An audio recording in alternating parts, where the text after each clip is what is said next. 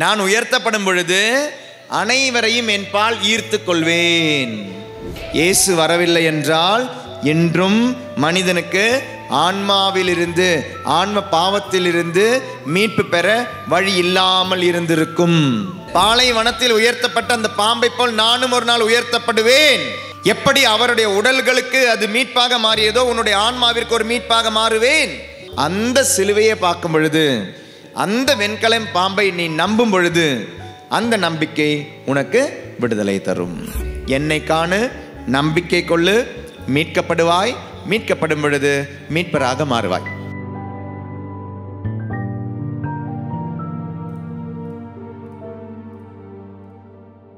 இயேசு கிறிஸ்து தன்னையே ஒப்பிட்டு சொல்ற ஒரு வார்த்தை இருக்குது. அவர் சொல்லுவார், எப்படி பாலைவனத்தில் வெண்கல பாம்பு உயர்த்தப்பட்டதோ அப்படி மானிட மகனும் உயர்த்தப்படுவதை நீங்கள் பார்ப்பீங்க அப்படின்வார். அப்போ நமக்கு எப்பவுமே நமக்கு ஒரு ப்ராப்ளம் அப்படின்றதில், என்னடா பாம்பை பார்த்து ஒரு மீட்பு இல்லையா, பாம்பை பார்த்து ஒரு மீட்பு எப்படி, அது நம்மளால் உட்கொள்ளவே முடியாது. பாம்பை பார்த்து, நம்ம பாம்பை பார்த்தா ஓடுவோம், பாம்பை பார்த்தா நமக்கு எப்படி ஒரு மீட்பு, அது எப்படி ஆண்டவர் சொல்லலாம்? அப்படி வெண்கல பாம்பை பார்த்தா எங்கே இருக்குது பைபிள்? அது பழைய ஏற்பாட்டில் மோசே. அது எங்கே இருக்குது? விடுதலை பயணமா? ஆமாவா? சரி, அப்போ விடுதலை பயணத்தில் எங்கேன்னு பாருங்க.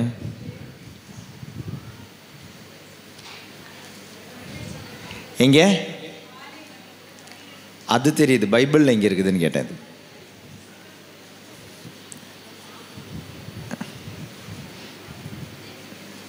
இணை சட்டமா?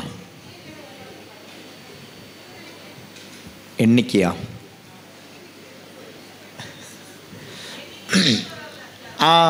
ஓகே, கண்டுபிடிச்சிட்டாங்க ஒருத்தங்க. எண்ணிக்கையின் புத்தகம் 21வது அதிகாரம், அந்த செக்ஷன் எடுங்க. எண்ணிக்கை 21. அந்த செக்ஷன் வாசிக்கும் பொழுது அப்போ நமக்கு அதிலிருந்து வர அந்த சந்தேகங்கள், நமக்கு அது புதிய ஏற்பாட்டில் எப்படி அதனுடைய நிஜம்னு பார்க்கலாம். இயேசுவில் அந்த நிஜம் எங்கே இருக்குன்னு பார்க்கலாம். 4வது வசனத்திலிருந்து வாசிக்கிறேன், கேளுங்க.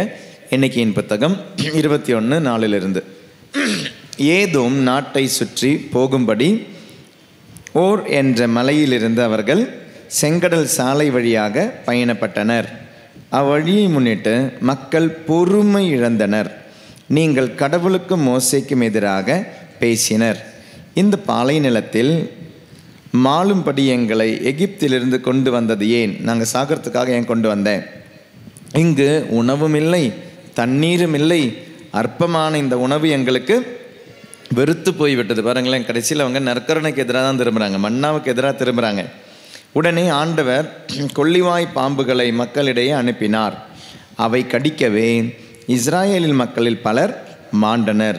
அப்போது மக்கள் மோசேயிடம் வந்து, நாங்கள் பாவம் செய்துள்ளோம், நாங்கள் ஆண்டவருக்கும் உமக்கும் எதிராக பேசியுள்ளோம். அவர் இந்த பாம்புகளை அகற்றிவிடும்படி நீர் ஆண்டவரிடம் வேண்டிக் கொள்ளும் என்றனர். அவ்வாறே மோசே மக்களுக்காக மன்றாடினார். அப்போது ஆண்டவர் மோசேயிடம், கொள்ளிவாய் பாம்பு ஒன்றை செய்து அதை ஒரு கம்பத்தில் பொறுத்து கடிக்கப்பட்டோரில் இதை பார்க்கிற ஒவ்வொருவனும் பிழைப்பான் என்றார். அவ்வாறே மோசே ஒரு வெண்கல பாம்பை செய்து அதை ஒரு கம்பத்தில் பொருத்தினார். பாம்பு கடித்த எந்த ஒரு மனிதனும் இந்த வெண்கல பாம்பை பார்த்து உயிர் பிழைத்தான். அப்போ ஒரு வெண்கல பாம்பை பார்த்து உயிர் பிழைக்கிற அளவுக்கு, அப்போ பாம்பு நல்ல ஒரு விஷயம் தானே, அப்போ இதெல்லாம் சிலை வழிபாடு தானே, இதெல்லாமே எல்லா விதத்துலையும் இது இந்த வசனம் அட்டாக் செய்யப்படுற ஒரு வசனம். அது அப்போ சிலையை பார்த்தால் இஸ்லான் பார்த்தர்களே, எதன் வழியாக இந்த உலகத்தில் பாம்பு அல்ல பாவம் வந்தது? சரி, நானே ஆன்சரை சொல்லிட்டேன். எதன் வழியாக இந்த உலகத்திலே பாவம் வந்தது? பாம்பு. அந்த பாவத்தினுடைய பலன் என்ன? சாவு, மரணம். அப்போ பாவத்தினுடைய பலனான மரணம் யார் வழியாக வந்தது? பாம்பு வழியாக தான் வந்தது. அப்போ அந்த பாம்பு வழியாக வந்த மரணம், பிரைஸ் தி லார்ட், பாம்பு கொத்திடுச்சு, மரணம் வந்துடுச்சு. அந்த கொத்தினது என்னது? அதுதான் பாவம். பாம்பு கொத்திடுச்சு, பாம்பு பாவத்தை கொண்டு போயிடுச்சு, பாவத்தினுடைய சம்பளமான மரணம் வந்துடுச்சு. இது தொடக்க நூலில் நமக்கு தெரிஞ்ச விஷயம். தொடக்க நூலில் பாம்பு வந்தது, கொத்திச்சு, பாவம் வந்துடுச்சு, பாவத்தினுடைய பலனா மரணம் வந்துடுச்சு. அப்போ பாம்பு வழியாக தான் மரிக்காதவர்கள் மரிக்க ஆரம்பித்தாங்க. பாம்பு வழியா, பாவம் வழியா இறக்கக்கூடாதுன்னு ஆண்டவர் படைத்தவர்கள் இறக்க ஆரம்பித்தது. ஏன்னா நீங்கள் அங்கே யோசித்து பார்த்தீங்கன்னா ஆண்டவர் என்ன சொல்கிறாரு, பழங்களையும் மரங்களையும் உருவாக்கி உனக்கு இந்த மரங்களிலிருந்து எந்த மரத்தின் வேணாலும் உண்ணலாம், பழங்களில் எந்த பழம் வேணாலும் சாப்பிடலாம், ஆனால் நீ சாப்பிடக்கூடாத ஒரே ஒரு பழம் அந்த பழம்னு சொல்லிட்டு தொடக்க நூல் 2வது அதிகாரத்தில் 16வது வசனத்திலையும் 17வது வசனத்திலையும் இந்த மரத்தினுடைய கனியை உண்ணாதே அப்படின்னார். உண்ணும் நாளில் நீ சாகுவாய் சொன்னாரா? சரி, 3வது அதிகாரத்தில் அவங்க சாப்பிட்றாங்களா? ஆனால் செத்தாங்களா? இல்லையே. இல்லையா? ஆண்டவர் என்ன சொன்னார்? சாப்பிட்டா செத்துருவேன் தானே சொன்னார். ஆனால் சாப்பிட்டவங்க செத்தாங்களா? இல்லையே. பிரைஸ் தி லார்ட், ஹல்லேலூயா. அப்போது அவங்க உடல் அளவில் சாகலை, அப்போ எங்கே செத்தாங்க? அப்போ அந்த பழம் சாப்பிட்டா செத்துடுவேன்னு சொன்னது உடல் அளவில் கிடையாது. ஏன்னா அது சாப்பிட்டுட்டு அவர் ரொம்ப வருஷம் வாழ்ந்தாருங்க. அந்த பழம் கிடச்சா நமக்கு ரொம்ப வருஷம் வாழலாம். இன்றைக்கி தான் நம்ம 60 வயசு 70 வயசுலாம் புட்டு போயிடுறோம். ஆனால் அவர் சாப்பிட்டவர் ரொம்ப ரொம்ப ரொம்ப ரொம்ப வருஷம் வாழ்ந்தார், ஆதாம் எல்லாமே.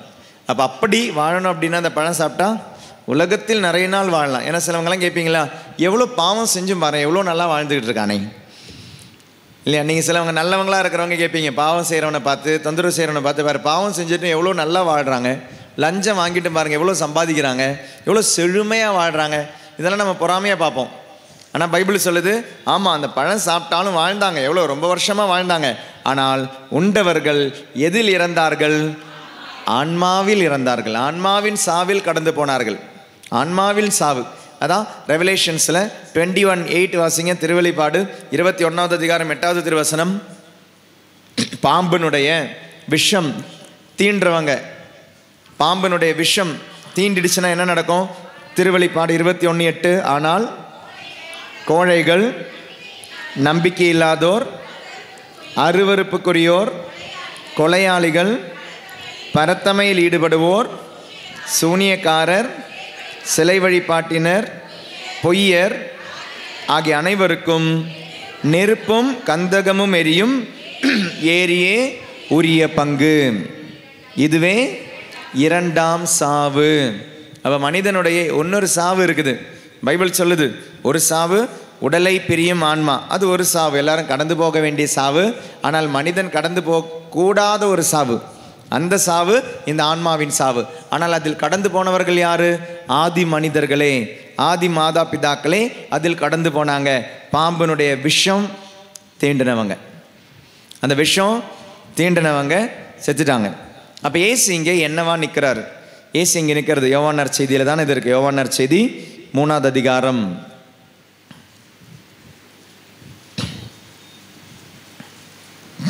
3வது அதிகாரம் 13 விண்ணகத்திலிருந்து இறங்கி வந்துள்ள மானிட மகனை தவிர வேறு எவரும் விண்ணகத்திற்கு ஏறி சென்றதில்லை. பாலை நிலத்தில் மோசையால் பாம்பு உயர்த்தப்பட்டது போல மானிட மகனும் உயர்த்தப்பட வேண்டும். அப்போது அவரிடம் நம்பிக்கை கொள்ளும் அனைவரும். இந்த கம்பேரிசன் ரொம்ப தப்பா, எவ்வளோ மோசமான ஒரு கம்பேரிசன். ஏன் இயேசு பாம்போட தன்னை ஒப்பிடுகிறார்? விஷம் தீண்டின ஒரு பாம்பு, விஷம் குத்தி மற்றவங்களை சாகடிக்கிற ஒரு பாம்பு, இவ்வளோ ஒரு கெட்ட ஒரு சர்ப்பத்தோட இயேசு தன்னை ஏன் உபமிக்கிறார்? ஏன்னா இவ்வளோ ரொம்ப கஷ்டமாக இருக்குல்ல இந்த வார்த்தை. மோசே உயர்த்தப்பட்ட பாம்பும் நானும் ஒன்று அப்படின்றார். இந்த பாம்பு எந்த பாம்பு? அங்கே ஏதேன் தோட்டத்திலிருந்து வர பாம்பு. அப்போ இயேசுவும் இந்த பாம்பு எப்படி ஒன்றா ஒப்பிட முடியுது? இயேசுவே ஒப்பிடுறாரு, வேற யாராவதுனா பரவாயில்ல, இயேசுவே சொல்றாரு நான் அந்த பாம்பு மாதிரி அப்படின்றார்.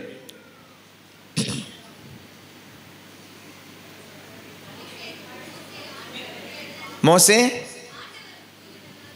ஆண்டவர் கூறதுனால ஏத்தினார். அந்த பாம்பை பார்த்தவங்க ஓகே காப்பாற்றப்பட்டார்கள். அந்த பாம்பை மாதிரி நான்றாரு. விடுதலை அளிக்கின்ற பாம்பா? மரணத்திலிருந்து விடுதலை தந்தது அந்த பாம்பு. ஒரு பாம்பு வழியாக வந்தது, ஒரு பாம்பு வழியாகவே போயிடும். அப்படியா பைபிள்? ஒரு மனிதன் வழியாக வந்தது, மனிதன் வழியாக ஒரு பாம்பு வழியாக வந்த சாபம் இன்னொரு பாம்பு வழியாகவே போயிட்டோன்னு சொல்லி நான் பாம்பு அப்படின்ட்டாராம். என்ன என்ன சொல்லுங்க, பரவாயில்ல. சிலுவை ஆ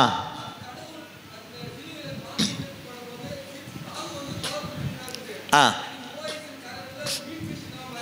ஆ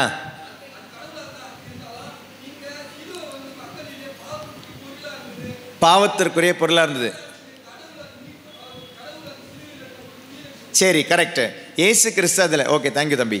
அப்போ ஏசு கிறிஸ்துல அதில் சிலுவையில் இருந்த பொழுது அவர் புண்ணியவானாவா இருந்தார்? அதில் பாவத்தினுடைய முழு உருவமாக இருந்தார் அவர். பாவத்தினுடைய, அதாவது பாம்பு கொத்தின நீங்க, பாம்பு கொத்தின நீங்க, பாம்பு கொத்தின நீங்க, பாம்பு கொத்தின நீங்க, பாம்பு கொத்தின நான், பாம்பு கொத்தின எல்லாரும், இந்த பாம்பு கொத்தனவங்களுடைய பதிலா பாம்பு கொத்தப்பட்டவராக மொத்த விஷமே இல்லாதவர் மொத்த விஷத்தையும் வாங்கி நிற்கிறார். விஷமே இல்லாதவர், பாபத்தினுடைய பலன் இல்லாத மரணத்தில் கடந்து போக வேண்டாதவர், அந்த மொத்தம் பாவியினுடைய உருவத்தில் போய் நிற்கிறார். ஏதோ ஒரு டாக்ல சொல்லியிருப்பேன், பராபாஸ்க்கு பதிலாக பராபாஸ். ஞாபகம் இருக்குதா? இயேசு கிறிஸ்து ஆக்சுவலி அந்த சிலுவையில் வர வேண்டியவரே கிடையாது. அங்கே யார் இருக்கணும்? ஆல்ரெடி 3 கல்வர்களை பிடிச்சு வச்சிருந்தாங்க. அந்த 3 கல்வர்களில் பிடிச்சு வச்சு அவங்கள சிலுவையில் அறையறதுக்கு ரெடியாக இருந்த பொழுது தான் இயேசு 4ஆவதாக போய் மாட்டின பொழுது பிலாத்து கேட்குறான், நான் நீங்கள் இறைவனுடைய மகன், யூதர்களின் அரசன் சொல்லும் இந்த பராபாவை, சன் ஆஃப் காட், இந்த கடவுளின் மகனை விடுவிக்க வேண்டுமா? பராபாவை விடுவிக்க வேண்டுமா? இல்லைனா கல்வனான இந்த பராபானா என்ன? Son of Abba. பர்தேமியுனா son of Timaeus, son of Timaeus. அப்போ பராபாஸ்னா son of Abba. Yesu Kristhu யாரு? கடவுளின் மகன். பராபானா என்ன? கடவுளின் மகன். அப்போ மனிதனாக இருக்கும் இந்த கடவுளின் மகன் வேணுமா? தீவிரவாதியாக கல்வனாக இருக்கிற இந்த மகன் வேணுமா? கடவுளின் மகன் வேணுமா? கடவுளின் மகன் என்ன ஒருத்தர் மெஸ்ஸியா நிற்கிறாரு, இவர் வேணுமான்னு தான் கேள்வியே. அங்கே எல்லாரும் என்ன சொன்னாங்க? எங்களுக்கு உலகம் போதும், எங்களுக்கு இந்த பராபா போதும், இந்த வாய்ப்பை விட்டுட்டா இவனை சாகடிக்க முடியாது. இந்த செயின்ட் கிடையாது, பிளஸட் ஆன் ஆஃப் கேத்தரின், ஒரு அருளாளர், அவங்களுடைய ஒரு புக்கு இருக்கு. இயேசுனுடைய வாழ்க்கையில் நடந்தது முழுக்க முழுக்க முழுக்க முழுக்க இந்த பிளஸட் ஆன் ஆஃப் கேத்தரினுக்கு ஆண்டவர் வெளிப்படுத்தி கொடுத்திருக்கிறார். இவங்க எழுதின ஒரு புத்தகத்தில் இருக்கு. இயேசு அரெஸ்ட் பண்ணிட்டு போகும் பொழுது, அவர் அரெஸ்ட் பண்ண அந்த இடத்துல நைட்டு 9 மணிக்கு அரெஸ்ட் பண்ணிட்டு அவர் வெளியே போகும் பொழுது, இவர் தப்பிச்சிடக்கூடாதுன்னு சொல்லி 50 பேர் அரெஸ்ட் பண்ண வந்தாங்க. யூதாஸ் சொல்லியிருக்கிறான், இவர் தப்பிச்சுட்டு போக வாய்ப்பு இருக்குது. ஏசு அந்த வீடியோ ஃபுல்லாக இந்த மாதிரி காமிச்சிக்கிட்டே இருக்கிறாங்க. இவங்க எழுதுகிறாங்களே அந்த புக்கை. அப்போ அதில் எழுதியிருக்கிறாங்க, இயேசு அரெஸ்ட் பண்ண வரும் பொழுது யூதாஸ் என்ன தெரியுமா பண்ணியிருக்கிறான்? இந்த யூதர் படையாளிகள் மட்டும் கிடையாதுங்க, ஊரில் பல இடத்துலையும் ஆளை நிறுத்தி வச்சு 300 பேரை நிறுத்தி வச்சிருக்கிறான். ஏன்னா அந்த ஊர், இயேசு அரெஸ்ட் பண்ண வந்த அந்த கெத்செமனே பக்கத்தில் ஊர், இயேசுனுடைய ஃபேன்ஸ் இருக்கிற இடமா. இயேசு ரொம்ப பிடிக்குமா அவங்களுக்கு. அவங்கெல்லாம் தூங்கிட்டாங்க. அதனால தான் நைட்டு அரெஸ்ட் பண்ணுறாங்க.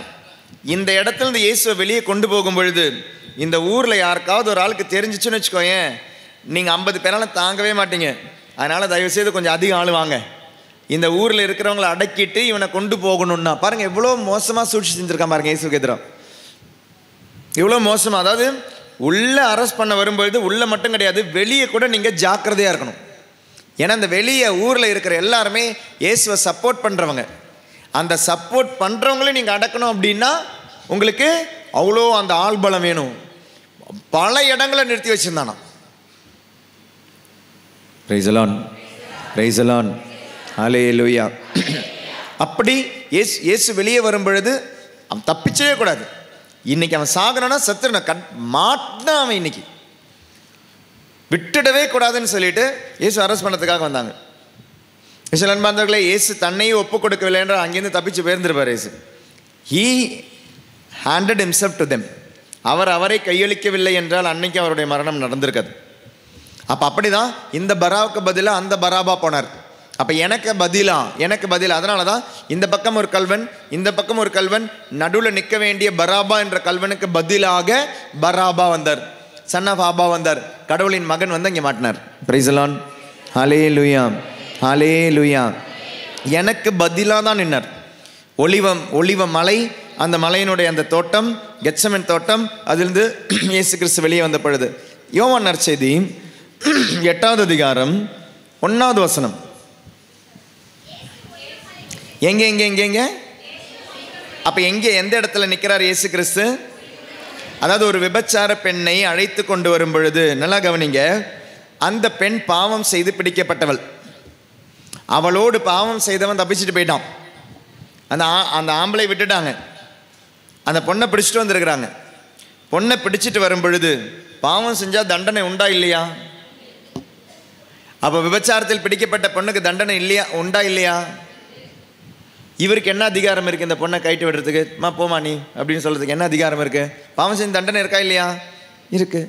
ஆனால் அந்த பொண்ணுக்கிட்ட சொல்லாமல் சொல்கிறாரு, ஒரு நாள் ஒலிவ மலையின் தோட்டத்திலிருந்து, கெத்செமனே தோட்டத்திலிருந்து நான் அன்னைக்கு வெளியே வருவேன், அன்னைக்கு இதுக்கான பரிகாரம் நான் செஞ்சுக்கிறேன் மன்னர். எவ்வளோ அழகாக பாருங்கள், யோவான் நற்செய்தியாளர் அதை கொண்டு வர்றார். ஒலிவ 1வது வசனம் 8:1. இயேசு ஒலிவ மலைக்கு சென்றார். சென்ற பொழுது பொழுது விடிந்ததும் அவர் மீண்டும், அப்போ ஒலிவ மலையிலிருந்து எருசலேம் கோயிலுக்கு வந்த பொழுதுதான், அங்குதான் இந்த பொண்ணை கொண்டு வராங்க. ஒலிவ மலையின் கீழே கெத்செமனே தோட்டத்திலிருந்து வெளியே வரும்பொழுதுதான் இயேசு அரெஸ்ட் பண்ணிட்டு போறாங்க. Praise the lord. Hallelujah, hallelujah. அது ஒரு வார்த்தையாக இருக்கலாம், ஆனால் அந்த ஒரு வார்த்தைக்கு மீனிங் இருக்கு. பாவத்திற்கு தண்டனை இருக்கு, விபச்சாரத்தில் பிடிக்கப்பட்ட பெண்ணிற்கு தண்டனை இருக்கு. ஆனால் அந்த தண்டனை அவர் என்ன சொல்றாரு?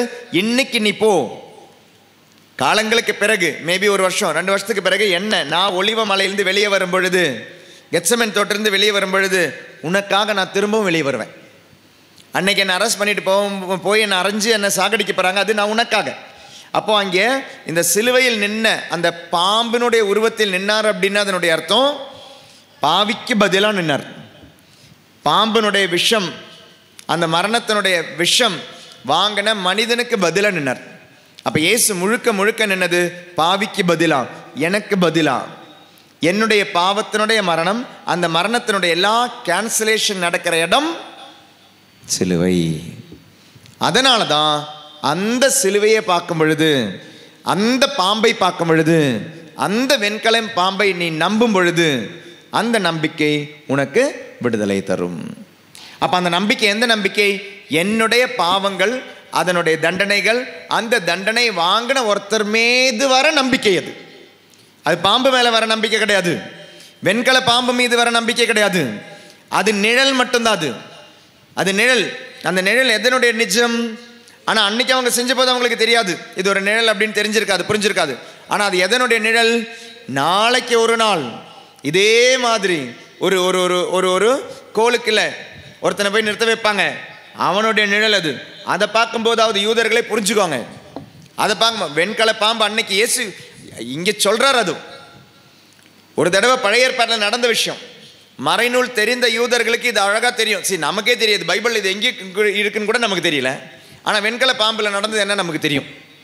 அப்போ இப்படி கதை தெரிஞ்ச நம்ம மறைநூல் அறிஞர்களுக்கு அவங்க தெரிஞ்சிருக்காதா, புரிஞ்சிருக்காதா? They know very well what had happen in the desert. அன்று பாலைவனத்தில் நடந்தது என்னன்னு நல்லா அந்த கதை தெரிஞ்சவங்களுக்கு இயேசு திரும்ப சொல்றாரு, அன்று பாலைவனத்தில் உயர்த்தப்பட்ட அந்த பாம்பை போல் நானும் ஒரு நாள் உயர்த்தப்படுவேன். எப்படி அவருடைய உடல்களுக்கு அது மீட்பாக மாறியதோ, உன்னுடைய ஆன்மாவிற்கு ஒரு மீட்பாக மாறுவேன். பாவத்திற்கு பதிலாக நான் நிற்பேன், பாவிக்கு பதிலாக நான் நிற்பேன். பாவமே செய்யாத நான், அதனுடைய விஷம் தீண்டாத நான், அதனுடைய மொத்த விஷமமா நான் நிற்பேன் அப்படின்னார். அதன் மீதுள்ள நம்பிக்கை அப்ப நமக்கு என்ன தெரியுது? பாவம் மன்னிப்பு தருது. Price the lord. ஹல்லேலூயா, ஒன்று கொரிந்தியர் 15வது அதிகாரம் 55வது திருவசனம் 56வது திருவசனமும். 1 கொரிந்தியர் 15.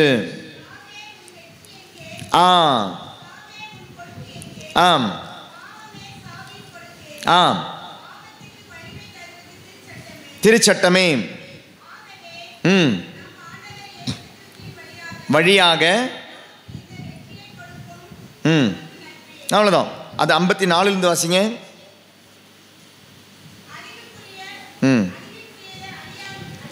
அழிவுக்குரியது அழியாமையையும் சாவுக்குரியது சாகாமையையும் அணிந்து கொள்ளும் பொழுது மறைநூலில் எழுதியுள்ள வாக்கு நிறைவேறும். சாவு முற்றிலும் ஒழிந்தது, வெற்றி கிடைத்தது. இப்பதான் இந்த கேள்வி வருது, சாவே உன் வெற்றி எங்கே? சாவே உன் கொடுக்கு எங்கே? ஏன்? ஏன்னா இனி சாக மாட்டேன், என்னுடைய பிள்ளைகள் சாகாமல் இருக்கிறதுக்காக வர நான் கொடுத்துட்டேன். அப்போ இதுவரை, அதாவது ஆதாம் செய்த அந்த பாவம் அந்த நாள் முதல் பிறகு இயேசுனுடைய மரணம் வரை இறந்தவர்களாகவே இருந்தார்கள்.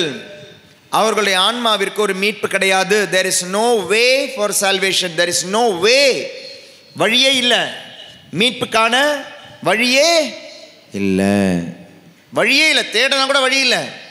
மொத்தமாக அந்த பில்டிங்கை மூடிட்டாங்கன்னா வழி இல்லை. ஆனால் ஒருத்தர் வந்து வழியை திறந்து தராரு. அந்த வழியை திறந்து தர வேண்டும் தான் அவருடைய சிலுவை. பிரைஸ் தி லார்ட், ஹல்லேலூயா. இயேசு வரவில்லை என்றால் இன்றும் மனிதனுக்கு ஆன்மாவிலிருந்து, ஆன்ம பாவத்திலிருந்து மீட்பு பெற வழி இல்லாமல் இருந்திருக்கும். 2 கொரிந்தியர் 5வது அதிகாரம் 21வது திருவசனம். நாம் கிறிஸ்து வழியாக தமக்கு ஏற்புடையவராகுமாறு கடவுள் பாவம் அறியாத அவரை பாவநிலை ஏற்க செய்தார். பாவம் அறியாத அவரை பாவநிலை ஏற்க செய்தார். பாம்பினுடைய விஷம் தீண்டாதவரை மொத்தத்தில் விஷமா நிறுத்தினாரு. மனிதா, நமக்கு கொஞ்சம் கொஞ்சம் விஷம், கொஞ்சம் கொஞ்சம் விஷம், கொஞ்சம் எல்லாத்தினுடைய விஷமமா நின்னார் இயேசு கிறிஸ்து. அதனால தான் பாம்பிற்கு பதிலாக, அங்கே உயர்த்தப்பட்ட பாம்பிற்கு பதிலாக எனக்கு பதிலாக நின்றவர், ஒலிவ மலையிலிருந்து இறங்கி வந்தவர், அன்று இந்த பாவத்தினுடைய தண்டனை அனுபவிக்க வேண்டியிருந்த அந்த விபச்சார பெண்ணுடைய பாவத்தை அவர் அன்னைக்கு வாங்கினது போல இன்னைக்கு நம்ம செய்கிற எல்லா பாவங்கள், அது பொய்யா இருக்கலாம், பித்தலாட்டமாக இருக்கலாம், பிரிவுகளாக இருக்கலாம், பிளவுகளாக இருக்கலாம், குழப்பமாக இருக்கலாம், சண்டையாக இருக்கலாம், வெறுப்பாக இருக்கலாம், நம்மளுடைய எல்லா பாவங்களுக்கான தண்டனை வாங்கின ஒருத்தர் இருக்கிறார். Price the Lord. ஆனால் அந்த தண்டனையை வாங்கினவர்கிட்ட போகலைன்னா இந்த தண்டனையை நம்ம ஒன்றுனா உத்திரிக்கை ஸ்தலத்தில் அனுபவிக்கணும், இல்லைன்னா நரகத்தில் அனுபவிச்சே ஆகணும். உத்திரிக்கை ஸ்தலத்தில் அனுபவிச்சு ஆகணும், இல்லைன்னா நரகத்தில் அனுபவிச்சே ஆகணும். Price the Lord. இந்த தண்டனையில் விடுதலை எப்போ? இந்த வெண்கல பாம்பை உயர்த்தியது போல மனுமகனை, மானிட மகனை உயர்த்தும் பொழுது, அந்த உயர்த்திய அந்த பாம்பை, பாம்பினுடைய அந்த உருவத்தை, அதற்கு பதிலாக நின்றவரை, அந்த விஷத்தின் உருவத்தை பார்க்கும் பொழுது மீட்பிற்கான வழி அங்கு உள்ளது. Price the Lord. யோவான் நற்செய்தி 3வது அதிகாரம் 8வது திருவசனம்.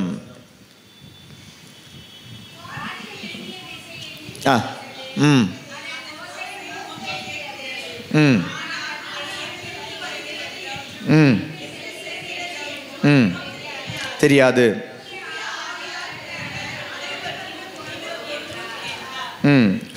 அது 3வது அதிகாரம் 16வது வசனம் வாசிங்க. 16.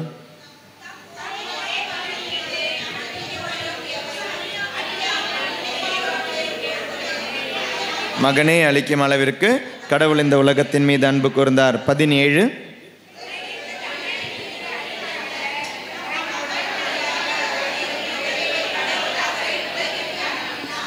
கடவுள் அப்போ தண்டனை தீர்ப்பு அளிக்க அல்ல, மாறாக அந்த தண்டனையை அவர் ஏற்று மீட்பு அளித்தார். தண்டனை இருக்கு, பாவத்திற்கு தண்டனை இருக்கு, ஆனால் அந்த தண்டனையை வாங்கிக்கிட்ட ஒருத்தர் இருக்கிறார். 18வது வசனம். அவர் மீது நம்பிக்கை கொள்ளாதவரும்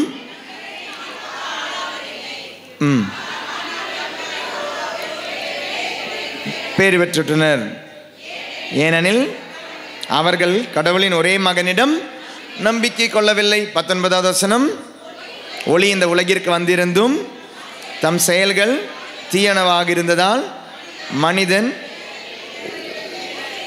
ஒளியை விட இருளையே விரும்பினான். இதில் தான் அவனுக்கு எதிரான தண்டனை தீர்ப்பு அடங்கியுள்ளது. அப்போ தண்டனை உண்டு, தண்டனையிலிருந்து விடுதலை தருபவர் உண்டு. அவரை கண்ணெடுத்து பார்த்தால், உயரத்தில் ஒன்று பார்த்தால், ஆண்டவரே என்னை மன்னியும் என்று, ஆண்டவரே என்னை மன்னியும். இயேசுவில் அன்பார்ந்தவர்களே, இந்த உலக வாழ்க்கை ஒரு நாள் முடிய போகுது. கணவன் மனைவி பிள்ளைகள் இந்த ஒரு பாசத்திலே வாழ்ந்துக்கிட்டு இருக்கிறோம். ஒரு நாள் இவங்களெல்லாம் விட்டுட்டு போகணும். ஒரு நாள் தனியாக போக வேண்டிய நிலை உண்டு. அன்று தண்டனை உண்டு. இன்னைக்கு நீ பையனுக்காக, நீ உன் பொண்ணுக்காக, உன் புருஷனுக்காக, பொண்டாட்டிக்காக நீ நடத்துகிற சில காம்ப்ரமைசஸ், பரவாயில்ல, என்ன பண்ணுறது, பையன் ஆசைப்பட்டுட்டானே, ஐயோ என்ன பண்ணுறது, பொண்ணு ஆசைப்பட்டுட்டாளே, ஐயோ என்ன பண்ணுறது, என் புருஷன் ஆசைப்பட்டுட்டானே, ஐயோ என்ன பண்ணுறது, ஆரோக்கியம் வேணுமே, ஐயோ என்ன பண்ணுறது, அதனால் என்னுடைய ஃப்ரெண்டு ஆசைப்பட்டுட்டானே, ஐயோ என்ன பண்ணுறது, வேறு வழி இல்லையே, ஐயோ பிஸ்னஸ் நடத்தி ஆகணுமே, ஐயோ இது செஞ்சே ஆகணுமே அப்படின்னு நடத்தி நிறைய காம்ப்ரமைசஸ் நம்ம செய்கிறோம். அது பொய்யா இருக்கலாம். சில குழந்தை இல்லையா, நிறைய பேர் கூப்பிடுறவங்க இருப்பாங்க, வா இங்கே போ, நான் இங்கே கூட்டு போகிறேன், அந்த மந்திரத்துக்கிட்ட கூட்டு போகிறேன். ஒரு குழந்தைக்காக நடத்த காம்ப்ரமைசஸ், ஒரு குழந்தைக்காக நடத்துகிற IVF ட்ரீட்மெண்ட்ஸ், ஒரு திருமணத்துக்காக சொல்கிற பொய்கள், சில விஷயங்கள், சின்ன சின்ன விஷயங்கள் நடக்கிறதுக்காக, சின்ன சின்ன சந்தோஷங்களுக்காக 2 பேர் உட்காரும்போது 3வது ஒரு ஆள் இல்லை, அவங்கள பற்றி பேசும்பொழுது சின்ன சின்ன காம்ப்ரமைசஸ். தியானம் எல்லாம் அட்டன் பண்ணிகிட்டு இருக்கீங்க, வாரம் வரவங்க இருக்கீங்க, மாதத்தில் ஒரு தடவை வரவங்க இருக்கீங்க, பரிந்துரையில் இருக்கிறவங்க இருக்கீங்க, வாலண்டியராக இருக்கிறவங்க இருக்கீங்க, எல்லா தியானமங்களுக்கும் போகிறவங்க இருக்கீங்க, எல்லா கோயிலுக்கும் போகிறவங்க இருக்கீங்க. செவ்வாய்க்கிழமையானா அந்தோனியார் கோயில், புதன்கிழமையானா அப்படி ஒன்று இருக்குது அசோசியப்பர் கோயில், வியாழக்கிழமையானா குழந்தை இயேசு கோயில், வெள்ளிக்கிழமையானா திருஹிருதய கோயில், சனிக்கிழமையானா மாதா கோயில், ஞாயிற்றுக்கிழமையானா சொந்தம் கோயில். வீட்டில் உட்காரவே நேரம் இல்லை. இதெல்லாம் முடிஞ்சு சாகும் பொழுது மோட்சத்தில் உட்காரத்துக்கு இடமும் இல்லை. என்ன ஒரு நிலைமையாக இருக்கும்ல நம்மளுது. அப்போ ஆண்டவரே நான் உனக்காக தான் இதெல்லாம் செஞ்சேன், நீ எனக்காக இங்கே செஞ்ச. ஆண்டவர் கேட்பாரு, நீ உனக்காக தான் இதெல்லாம் செஞ்சுட்டு இருந்த, உன்னோட ஒரு சந்தோஷத்துக்காக நீ செஞ்ச, வீட்டில் உன்னால் உட்கார முடியல, அதனால் நீ போயிட்டு இருந்த. புருஷனுக்கு சமைச்சு போடுறதுக்கு உன்னால் முடியல, அதனால சமைச்சு வச்சுட்டு இதில் ஹாட் பேக்கில் வச்சுருக்கிறேன், வேணும்னா சாப்பிடுன்னு சொல்லிட்டு வச்சுட்டு போயிட்டேன். கடைசியில் மோட்சத்துக்கு போகிறதுக்கான ஒரு வாய்ப்பு இல்லாமல் யோசிச்சு பாருங்க. ஒளி இந்த உலகிற்கு வந்தும் ஒளியை விட இன்றும் இருளையே நம்புகின்றனர், விரும்புகின்றனர். இதில் தான் உனக்கு எதிரான தண்டனை தீர்ப்பு. ஒருத்தர் உனக்காக இறந்துட்டாரு, ஆனால் அந்த இறப்பிலிருந்து கிடைக்க வேண்டிய அந்த ஆசீர்வாதம் வேண்டான்னு சொல்லிட்டு நம்ம அதுக்கு ஆப்போசிட்டான வழியை போயிட்டு இருக்கிறோம் அப்படின்னா எப்படி அந்த ஆசீர்வாதம் கிடைக்கும்? ஆண்டவருடைய அந்த மதிப்பீடுகள் இல்லை, காம்ப்ரமைஸ் பண்ணிக்கிட்டே இருக்கிறோம். நிறைய காம்ப்ரமைசஸ், எக்கச்சக்கமான காம்ப்ரமைசஸ். 23 மணி நேரம் 23 மணி நேரம் 59 நிமிஷம் 59 செகண்டும் ஆண்டவரோட வாழ்ந்து, ஒரு நிமிஷம் நீ ஆண்டவருக்கு எதிராக செஞ்சால் போதும், பிசாசுக்கு அந்த ஒரு செகண்டு போதும். நீங்கள் ஒரு நாள் இன்னைக்கு நீங்கள் யாரை பற்றியும் குறை சொல்லவே இல்லைங்க. நீங்கள் காலையில் எழுந்ததிலிருந்து தூங்கும்போது சொல்ல முடியாது. காலையில் எழுந்ததிலிருந்து நைட்டு தூங்க போகிற வர நைட்டு 11:30 தூங்க போகிறீங்க. 11:29 வரை நீங்கள் புண்ணியமான வாழ்ந்து அந்த ஒரு நிமிஷம் ஏதாவது செஞ்சீங்கன்னா பிசாசு அது தான் பிடிச்சிக்கும். பிசாசுக்கு அது போதும். ஒரு நாள் ₹1 போதும். 365 நாளில் 365 ரூபா சேர்ந்துடும். பிசாசுக்கு ஒரு சின்ன சின்ன சேவிங்ஸ் போதும். அப்போ 365, அப்போ ஒரு 10 வருஷம் ஆகும்பொழுது 3250, 100 வருஷம் ஆகும்பொழுது 36,500 பிசாசுக்கு அது போதும். உன்னை நரகத்துக்கு கொண்டு போகிறதுக்கான சின்ன சின்ன விஷயங்களாக இருக்கலாம், சின்ன சின்ன திருட்டாக இருக்கலாம். சரி, நீங்கள் ஆஃபீஸில் வேலை செய்கிற ஒரு ஆளாக இருக்கலாம். அந்த ஆஃபீஸில் நீங்கள் யோசிக்கிறீங்க, இங்கே தான் நிறைய A4 ஷீட் இருக்குது, உன்னை இப்போ கொண்டு போய் என்னுடைய பையனுக்கு இப்போ பொண்ணுக்கெல்லாம் ஸ்கூல் எக்ஸாம் நடந்துக்கிட்டு இருக்குது, அவங்களுக்கு ரிவிஷன் பண்ணுறதுக்கு பேப்பர் இல்லை. அப்போ அந்த ஆஃபீஸ்லேருந்து அந்த ஒரு A4 ஷீட் போதுங்க. காம்ப்ரமைஸ், ஒரு A4 ஷீட் போதும். உனக்கு உரியதல்லாதது உன் கையில் இருக்குது. அங்கே இருக்கிற ஒரு பேனா போதும், ஒரு பேனா. அங்கே இருக்கிற ஒரு சாக் பீஸ் போதும். ஸ்கூலில் ஒர்க் பண்ணுற டீச்சராக இருந்தால், இன்றைக்கி வந்திருக்க மாட்டீங்க ஸ்கூல் இருக்கிறதுனால அப்படி ஒரு டீச்சர் நினைக்கிறாங்க, என்னுடைய வீட்டில் போர்டு இருக்குது, சாக் பீஸ் நான் தேவைன்னா ஸ்கூல்லேருந்து எடுத்துகிட்டு போகிறேன், இதில் என்ன தப்பு? காம்ப்ரமைஸ். சின்ன சின்ன விஷயங்கள் காம்ப்ரமைஸ். அந்த காம்ப்ரமைஸ் தான் பிசாசுக்கு பிடிக்கும். ஒளி இந்த உலகிற்கு வந்திருந்தும் ஒளியை விட மனிதன் இருளையே விரும்புகிறான், இதில் தான் அவனுக்கு எதிரான. அப்போ நீங்கள் சொல்லுவீங்க, ஆண்டவரே 23 மணி நேரம் 59 நிமிஷம் 59 செகண்ட் நான் உனக்காக வாழ்ந்த ஆண்டவரே, ஒரு நிமிஷம். நீ காம்ப்ரமைஸ் பண்ணது என்கிட்ட இல்லை, நீ காம்ப்ரமைஸ் பண்ணது பிசாசுக்கிட்ட. அவனுக்கு பதில் என்ன? அந்த பதிலை நான் கொடுத்தேன். ஒலிவ மலையிலிருந்து நான் இறங்கி வந்து கெத்செமன் தோட்டத்தில் நான் அங்கே மாட்டின பொழுது என்னை அரெஸ்ட் பண்ணி கொண்டு போனாங்க. உனக்காக நான் இறந்துருக்கிறேன், உனக்காக நான் தண்டனை அனுபவிச்சுட்டேன். நீ அந்த ஒரு நிமிஷம் செஞ்ச அந்த தப்புக்கான தண்டனை நான் அனுபவிச்சுட்டேன். நீ என்ன செய்யணும்? நீ என்னை தயவு செய்து மேலே பாரு, அந்த சிலுவையை பாரு, அதில் நான் உனக்காக தண்டனை தீர்ப்பை அனுபவிச்சேன்னு இல்லையா, அதை நம்பு, என் மேலே நம்பிக்கை வை. அந்த ஒரு நிமிஷம் இல்லை, நீ 24 மணி நேரமும் பாவியாவே வாழ்ந்திருக்கலாம், அதிலிருந்து கூட நான் உனக்கு மன்னிப்பு தரேன், ஏன்னா உனக்கான தண்டனை நான் வாங்கிட்டேன் அப்படின்றார். ஆனால் நம்ம அந்த பக்கம் போக மாட்டோம். நம்பிக்கை, பக்தி கிடையாதுங்க, பக்தி கிடையாது. இதெல்லாமே பக்தி முயற்சிகள், சிலுவை பாதை பக்தி முயற்சிகள். நம்பிக்கை இல்லாமல் இதை சொல்லலாம். ஜெபமாலைகள் சொல்லிக்கிட்டே இருக்கலாம், 1000 மணி ஜெபமாலை சொல்லிக்கிட்டே இருக்கலாம். நம்பிக்கை இல்லாமலும் செய்யலாம், பக்தியாக செய்யலாம். ஏன்னா வயசாயிடுச்சு பாருங்க, வயசான பக்தி அதிகமாகும். பிரைஸ் தி லார்ட், ஹல்லேலூயா, ஹல்லேலூயா. நம்பிக்கை அதிகமாகணுன்ற அவசியம் கிடையாது. நம்பிக்கை அப்படின்றது ஆண்டவருக்கான தாகம். Faith is equal to thirst for love of God or thirst for God. கடவுள் மீதுள்ள அந்த தாகம் தான் நம்பிக்கை. அந்த தாகம் இல்லாமலும் சிலுவை பாதை செய்யலாம், அந்த தாகம் இல்லாமலும் நிறைய பக்தி முயற்சிகளை செய்யலாம், அந்த தாகம் இல்லாமலும் நடைப்பயணம் போகலாம், அந்த தாகம் இல்லாமலும் நமக்கு அந்த என்ன பயணம் உங்கள் கோயிலெலாம் போவீங்க, திரு யாத்திரையெல்லாம் போகலாம். ஏன்னா பஸ்ஸில் திரு யாத்திரை தான் போகிறோம். பஸ்ஸில் யாரை பற்றி பேசிட்டு போகிறோம்? பஸ்ஸில் எதை யோசிச்சுட்டு போகிறோம்? அங்கே அந்த கோயிலில் இறங்கும் பொழுது மாதா எவ்வளோ அழகாக இருக்கிறாங்க, ஐயோ எவ்வளோ பழமையான மாதா பா செம. அங்கேருந்து அது பஸ்ஸில் உட்காருங்க போதும். இங்கே ஜெபிச்சது எல்லாமே அங்கே கொண்டு போய் குப்பை கொட்டிட வேண்டியதுதான். நம்பிக்கை இல்லை, பக்தி இருக்குது. 10 கோயில் 14 கோயில் சுற்றுவோம், திரு யாத்திரைனெல்லாம் சுற்றுவோம், பக்தி இருக்குது, நம்பிக்கை இல்லை. Praise the lord, praise the lord, hallelujah. Yovan எழுதிய நற்செய்தி 12வது அதிகாரம் 31 32 திருவசனங்கள். யோவான் 12 31 32. யோவான் 12 31வது வசனம் 32வது வசனம். இப்போதே இவ்வுலகு தீர்ப்புக்குள்ளாகிறது, இவ்வுலகின் தலைவன் வெளியே துரத்தப்படுவான், நான் மண்ணிலிருந்து உயர்த்தப்படும் போது அனைவரையும் என்பார் ஈர்த்து கொள்வேன் என்றார். தாம் எவ்வாறு இறக்கப் போகிறார் என்பதை குறிப்பிட்டே பாருங்க, திரும்பவும் அந்த பாம்பினுடைய விஷயம் வருது பாருங்க. நான் உயர்த்தப்படுவேன், நான் உயர்த்தப்படும் பொழுது அனைவரையும் என்பால் ஈர்த்து கொள்வேன். God loves everyone. கடவுள் எல்லாரையும் அன்பு செய்கிறாருங்க, ஆனால் சிலர் மட்டும்தான் அதை அனுபவிக்கிறீங்க, அதுதான் வித்தியாசம். God loves everyone, but very few people experience it. கடவுளுக்கு எந்த பாரபட்சமும் கிடையாது.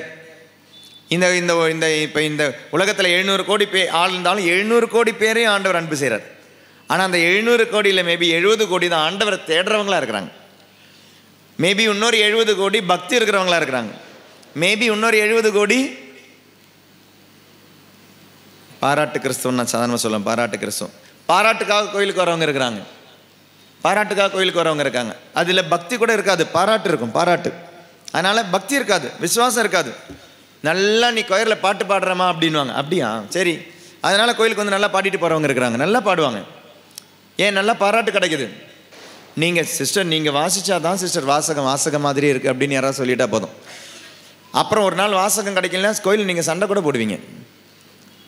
ஏன்? ஏன்னா யாரோ சொல்லிட்டாங்க நீங்கள் நல்லா வாசிக்கிறீங்க, நீங்கள் வாசிச்சாதான் செம்மையாக இருக்குது. பிரைஸ் தி லார்ட், பாராட்டு. Price the Lord. அதுக்காக கோயிலுக்கு வரவங்க இருக்காங்க. யாருக்காக வாசிக்கிறோம், எதுக்காக வாசிக்கிறோம், என்ன வாசிக்கிறோம் தெரியல, பாராட்டு. அவள் பாடலாக இருக்கலாம், குழுவாக இருக்கலாம், பக்த சங்கடனையாக இருக்கலாம், குழுக்களாக இருக்கலாம், பங்கு பேரவைகளில் மெம்பராக இருக்கலாம், பாடல் குழுவில் மெம்பராக இருக்கலாம், ஆல்டர் பாய்ஸாக இருக்கலாம். எங்கே கோயிலுக்கு வரோம், பாராட்டு. ஏன்னா நிறைய பேரண்ட்ஸ் எல்லாம் சொல்லுவாங்க, ஃபாதர் என்னுடைய பையன் கோயிலுக்கே வரமாட்டேங்கிறான் ஃபாதர். ஃபாதர் +2 வர கோயிலே கதின்னு கிடந்தான் ஃபாதர். ஏன்? ஏன்னா +2 வர கோயிலே கதின்னு கிடைக்கும் போது சாமியார் பாராட்டிக்கிட்டு இருந்தார். அப்புறம் மெதுவாக அவன் காலேஜ் எல்லாம் போன பொழுது பாராட்டு கிடைக்கல. அங்கே காலேஜில் பாராட்டு கிடைக்கிது, அப்புறம் இந்த பாராட்டு. அப்போ மெதுவாக அப்படியே போயிட்டு வாங்க பசங்க. பாராட்டு கிறிஸ்தவம் உண்டு, பக்தி கிறிஸ்தவம் உண்டு, விசுவாச கிறிஸ்தவம் உண்டு. நான் பேசுறது நம்பிக்கை குறித்து. இயேசு கிறிஸ்து சொல்றார், நான் உனக்காக இறந்தேன், அதில் நீ நம்பிக்கை வைக்கும் பொழுது நான் உங்களை அனைவரையும் என் பால் ஈர்த்து கொள்வேன். தான் எவ்வாறு இறக்கப் போகின்றார். இது யோவான் எழுதினது ஆஃப்டர் 90s தான் எழுதினார். இயேசு இறந்தது 33. அங்கே AD 33 எழுந்தார், இங்கே AD 90 தான் இந்த நற்செய்தி எழுதப்படுகிறது. அப்போது அந்த எக்ஸ்ட்ரா அடிஷன் அப்படின்றது யோவான் நற்செய்தியாளர் அங்கிருந்து தூக்கி கொண்டு வர்றார். எங்கிருந்து தூக்கி கொண்டு வர்றாரு?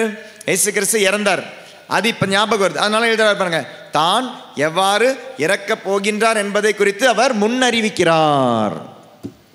Price the lord. ஹல்லேலூயா, ஹல்லேலூயா, ஹல்லேலூயா. 1 தீமோத்தேயு 2வது அதிகாரம் 1வது வசனம். ம் ம் ம் ம்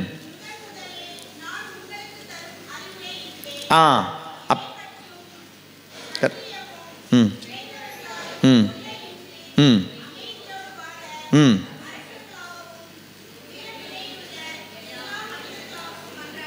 ம் கண்டினியூ. சிறந்ததும் ஓகே 4வது வசனமும், எல்லா மனிதரும் மீட்பு பெறவும் உண்மையை அறிந்துணரவும் வேண்டுமென அவர் விரும்புகிறார். ஏனெனில் கடவுள் ஒருவரே, கடவுளுக்கு மனிதருக்கும் இடையே இணைப்பாளரும் ஒருவரே, அவரே இயேசு கிறிஸ்து என்னும் மனிதர். அனைவரின் மீட்புக்காக அவர் தம்மையே ஈடாக தந்தார், குறித்த காலத்தில் அதற்கு சான்று பகர்ந்தார். இதற்காகவே நான் நற்செய்தியை அறிவிப்பனாகவும் திருத்துதனாகவும் விசுவாசத்தையும் உண்மையையும் பிற இனத்தாருக்கு கற்பிக்கும் போதகனாகவும் ஏற்படுத்தப்பட்டேன். நான் சொல்வது உண்மையே, பொய் அல்ல. அப்ப இயேசு கிறிஸ்து எதற்காக இருந்தார்? நம்மை மீட்பதற்காக இருந்தார். அப்ப அந்த இயேசு கிறிஸ்து நம்மிடம் விட்டு செல்கின்ற ஒரு பொறுப்புண்டு. யோவான் நற்செய்தி 21வது அதிகாரம், யோவான் நற்செய்தி 21வது அதிகாரம் 21வது வசனம் முதல்.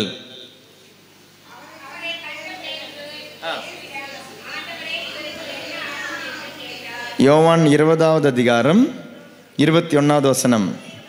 இயேசு மீண்டும் அவர்களை நோக்கி, உங்களுக்கு அமைதி உரித்தாக்குக. தந்தை என்னை அனுப்பியது போல நானும் உங்களை அனுப்புகிறேன். தந்தை எதற்காக இயேசுவை அனுப்பினார்? பாவத்திலிருந்து மீட்பு கொடுப்பதற்காக. இயேசு அதை செய்தாரா? இயேசு இன்னைக்கு நமக்கிட்ட என்ன கேட்கிறார்? அப்போ தந்தை என்னை அனுப்பியது போல நானும் உங்களை. அப்ப எதற்காக நாம் கிறிஸ்தவர்களாக ஆனோம்? பலருடைய பாவத்திற்கு மீட்பாக மாறுவதற்காக. Price the lord. ஹல்லேலூயா, ஹல்லேலூயா, ஹல்லேலூயா. அப்ப பிறருடைய பாவத்திற்கு மீட்பாக இயேசு என்ன செய்தாரு? அவர்களுடைய பாவத்தை தன்னுடைய சரீரத்தில் ஏற்றுக்கொண்டு சுமந்து கொண்டு அதற்கான மீட்பை தந்தார். அப்ப இயேசு கிறிஸ்து என்ன கேட்கிறாரு? தந்தை என்னை அனுப்பியது போல நானும் உங்களை அனுப்புகிறேன். அப்ப இனி உங்க கூட வாழ்றவங்களுடைய பாவத்தை யார் சுமக்கணும்? யார் சுமக்கணும்? அப்போ உங்களுடைய புருஷனுடைய பாவத்தை யார் சுமக்கணும்? உங்களுடைய மனைவியுடைய பாவத்தை யார் சுமக்கணும்? உங்களுடைய பிள்ளைகளுடைய பாவத்தை யார் சுமக்கணும்? எல்லாம் நீங்களே சுமந்துடுவீங்களா? ஆமாம், தனிப்பட்ட நான், ஞானஸ்தானம் பெற்ற நான், என்னுடைய பொறுப்பு அந்த பாவத்தை சுமந்து அவர்களுக்கு மீட்பு தர வேண்டியது. அந்த மீட்பு மேபி உலகத்திலே கிடைக்கலாம், இல்லை என்றால் அந்த மீட்பு அவர்களுடைய மரண பின்னும் கிடைக்கலாம். அதனால் 100 ரூபாய் கொடுத்துட்டு ஃபாதர் பூசை வச்சிருங்கன்னு சொல்லிட்டு போகிறத விட உங்களுடைய துன்பங்களை, உங்களுக்கு அவர்கள் தரும் காயங்களை ஏற்று சுமந்து உங்களுடைய கணவனுக்காக, மனைவிக்காக, பிள்ளைகளுக்காக, உங்களோடு வாழ்பவர்களுக்காக, உங்களோடு பிஸ்னஸ் செய்பவர்களுக்காக. தெரியாதா? இன்னைக்கு கூட எல்லாம் ஒரு தியான மையத்தில் ஒரு லீஸ்க்கு இடம் கொடுத்துருந்தோம். அந்த லீஸில் இடம் கொடுத்த பொழுது 4 5 ஏக்கரவங்க இந்த இந்த தர்பூசணி காய் போட்டிருக்கிறாங்க. நல்லா விளைஞ்சிருக்கு போல இருக்குது. அந்த பக்கம் நான் போகலை. ஆனால் இன்றைக்கி வந்து அவர் வந்து ஒரு தடவை என்ன ஆகிடுச்சு அப்படின்னா, நினைக்கிறேன் 1 மாதம் முன்னால் அவர் வந்து சொன்னார், ஃபாதர் பைப்பு, புது பைப்பு 4000 ரூபாய்க்கு இந்த ஹோஸு, தண்ணி இந்த ஹோஸு வாங்கி கஷ்டப்பட்டு கொண்டு வந்து போட்டிருக்காங்க. சரி, விவசாயிங்க அப்படின்ட்டா அவங்களுக்கே அந்த ஏழ்மை இருக்குது இல்லையா, இருந்து அந்த ஹோஸெல்லாம் போட்டுட்டு அந்த பின்னால் பக்கம் நடக்குது. அங்கே நம்ம சாதாரணமாக யாருமே போகிறதில்ல. போட்டு தண்ணியெல்லாம் விட்டுருக்குறாங்க இந்த செடிக்கு. அடுத்த நாள் காலையில் வந்து பார்த்தா அந்த பைப்பை திருடிட்டு போயிட்டாங்க. யோசிச்சு பாருங்களேன், அந்த ரயில்வே ட்ராக்லேருந்து குதித்து திருடிட்டு போயிருக்கிறாங்க. ஏன்னா நமக்கு அங்கே எந்த பொருள், ஒரு பொருள் கூட திருட்டு போகாது, ஒரு பொருள் கூட திருட்டே போகாது. ஆனால் அந்த வந்தது யார்? அந்த குடிக்காரங்க தான். அந்த பக்கமாக நிறைய குடிக்காரங்க இருக்கிறாங்க. இந்த பொருளை கொண்டு போய் அவன் எவ்வளோக்கு விற்றுருப்பான்? 500 ரூபாய்க்கு விற்றுருப்பான், 1000 ரூபாய்க்கு விற்றுருப்பான். அவனுக்கு அந்த சரக்கு கிடைக்கணும், அவ்வளோதான். இந்த பாவத்திற்கான அவங்க வந்து சொல்கிறாங்க, ஃபாதர் இப்படி தப்பு செய்கிறாங்களே அவங்களுக்கு தண்டனை தான் கிடைக்கும் ஃபாதர். ஏன் இது சொல்கிறவங்களுக்கு அவங்களுக்கு தெரியாது, அவங்க கிறிஸ்துவை தெரியாதவர்கள். இருந்தாலும் அந்த ஆண்டவருடைய டிவைன் மர்சி என்னுடைய ஃபோட்டோ என்னுடைய ரூமில் இருக்குது. அது பார்த்து ஆண்டவர் தான் ஃபாதர் அவங்கள ஏசப்பா தான் ஃபாதர் அவங்கள தண்டிக்கணும். பாருங்கள் அவங்களுடைய அந்த மனநிலை பாருங்கள். அவங்க அப்படி தான் சொல்லுவாங்க, அவங்க அப்படி தான் சொல்லணும். இன்றைக்கி வந்து சொல்கிறாங்க, ஃபாதர் ஒரு 4-5 அது தர்பூசணி பெருசாக இருக்குதான், அதில் வந்து ஒன்று வந்து அங்கே சாப்பிட்டுட்டே போயிருக்கிறாங்க, ஒன்று 2 மணி சாப்பிட்டுட்டு போயிருக்கிறாங்க, சிலதெல்லாம் 4-5 வெட்டி போட்டிருக்கிறாங்க. எத்தனை திருட்டு போனாங்க தெரியல ஃபாதர். எவ்வளோ கஷ்டப்பட்டு டே அண்ட் நைட்டு அவங்க வேலை செய்கிறாங்க. நம்ம வெயிலெல்லாம் நம்ம இந்த மாதிரி இந்த வெயிலில் நம்மளால் வெளியே கூட போக முடியல, ஒரு ஃபேன் கூட நம்ம ஆஃப் பண்ணிட்டோன்னா நம்மளால் தாங்க முடியல. ஆனால் அந்த வெயில் அவ்வளோ கஷ்டப்பட்டு வேலை செய்கிறாங்க. நைட்டு இத்தனைக்கும் 2-3 பேர் வந்து அந்த பக்கம் யாருமே வராமல் இருக்கிறதுக்காக அங்கேயே வந்து படுக்கிறாங்க. இவ்வளோலாம் பாதுகாத்து 2 நாள் அவங்க அங்கே இல்லை. பாருங்கள், அந்த டைமில் வந்து இவனுங்க திருடிட்டு போயிருக்கிறாங்க. யோசிச்சு பாருங்கள் எவ்வளோ நஷ்டம். இவங்களுடைய அந்த உடல் வேதனை, இவங்களுடைய மனசு வேதனை எல்லாமே கொடுத்தோம். இன்றைக்கி அவங்க வந்து சொல்கிறாங்க அவங்களுக்கு கண்டிப்பாக தண்டனை கிடைக்கும்ல அப்படின்னு தான் கேட்குறாங்க. அவங்கக்கிட்ட நம்ம இதெல்லாம் சொல்லிகிட்டு இருக்க முடியாது. அவங்களுக்கு தண்டனை உண்டு, ஆனால் அந்த தண்டனையை ஏற்க உன்னால் முடியுமா? இவங்க பக்கம் தான் எல்லாமே நியாயம் இருக்குது. உடல் உழைப்பு, மனதினுடைய பாரம், பணம், இதெல்லாமே போட்டுட்டு அவங்க இவ்வளோ விவசாயம் பண்ணும்பொழுது அதுலேருந்து சின்ன ஒரு லாபமாவது எதிர்பார்ப்பாங்க. அப்போ திருடிட்டு போனவனை மன்னிக்க அவங்களால முடியாது, திருடிட்டு போனவனுக்காக ஜெபிக்க அவங்களால முடியாது. திருடிட்டு போனவனுக்கு தண்டனை தானே கிடைக்கும். இதாங்க இன்றைக்கும் உலகத்தினுடைய நீதி இதுதான். ஆனால் கிறிஸ்துவை தெரிந்தவனும் இதே பேசுகிறீங்கன்னா உங்களுடைய திருமுழுக்கு பெற்ற உங்களுக்கும் திருமுழுக்கு பெறாத அவர்களுக்கும் இந்த 2 மனநிலைக்கு என்ன வித்தியாசம்? அப்போ இயேசு யாருக்காக பாடுபட்டார்? இயேசு எதற்காக பாடுபட்டார்? இயேசு அப்போ நமக்கு விட்டு சென்றது என்ன? அவங்களுக்கும் எனக்கும் வித்தியாசம் இல்லை அப்படின்னா, தியான மையத்தில் இடத்த லீஸுக்கு எடுத்து விவசாயம் பண்ணுற அந்த கிறிஸ்துவை தெரியாத அவர்களும், கிறிஸ்துவை தெரிந்து தியான மையத்தில் போதிக்கிற நானும் 2 பேருமே நம்ம ஒரே மனநிலையில் தான் இருக்கிறோம்னு வச்சுக்கோங்க. தப்பு செய்கிறவனுக்கு தண்டனை இருக்குது, அவன் தண்டனை அனுபவிக்கணும் அப்படின்னு நான் நினைக்கிறேன். அப்படின்னா அவருக்கும் எனக்கு மனநிலை என்ன? 2 ஒன்று தானே. அப்போ கிறிஸ்துவனாக நான் திருமுழுக்கு பெற்று என்ன வித்தியாசம்? பிரைஸ் தி லார்ட், ஹல்லேலூயா. அப்போ துன்பங்களை, வேதனைகளை, ஏமாற்றங்களை, சோகங்களை, வருத்தங்களை, நோய்களை ஆண்டவருடைய சந்நிதியில் ஒப்பு கொடுத்து பரிந்துரையாக மாற்ற. அப்படிதானே இந்த வசனம் ஆரம்பித்தோம். நம்ம 1 தீமோத்தேயு 2வது அதிகாரம் 1வது வசனம் எப்படி ஆரம்பிச்சிங்க? 1 தீமோத்தேயு 2வது அதிகாரம் 1வது திருவசனம், அனைவருக்காகவும் மன்றாடுங்கள், இறைவனிடம் வேண்டுங்கள், பரிந்து பேசுங்கள், நன்றி செலுத்துங்கள், முதலில் நான் உங்களுக்கு தரும் அறிவுரை இதுவே. அப்போ இந்த பரிந்துரை அப்படின்னா வீட்டில் எல்லாருக்கூடையும் சண்டை போட்டுட்டு, வீட்டில் யாரையுமே மன்னிக்காமல், பாவத்தில் எல்லா விதத்துலையும் காம்ப்ரமைஸ் பண்ணிவிட்டு இங்கே வந்து கோயிலில் உட்காந்துட்டு 1000 மணி ஜெபிக்கிற பரிந்துரை ஜெபம் கிடையாதுங்க அது. நீங்கள் இங்கே வந்து அப்படி ஜெபிக்கலாம் கூட பரவாயில்ல. எத்தனையோ பேர் வீட்டில் பரிந்துரையாக நடத்துகிறவங்க இருக்கிறாங்க. குடிக்காரனான கணவன், ஊதாரியான பையன், சரியில்லாத மனைவி. ஆனால் அந்த மனைவியை ஏற்றுக்கொண்டு, அந்த கணவனை ஏற்றுக்கொண்டு, அந்த துன்பங்களை ஏற்றுக்கொண்டு அதை பலிப்பீடத்தில் வைத்து பரிந்துரை ஜெபிக்கிற எத்தனையோ பேர் இருக்கிறாங்க.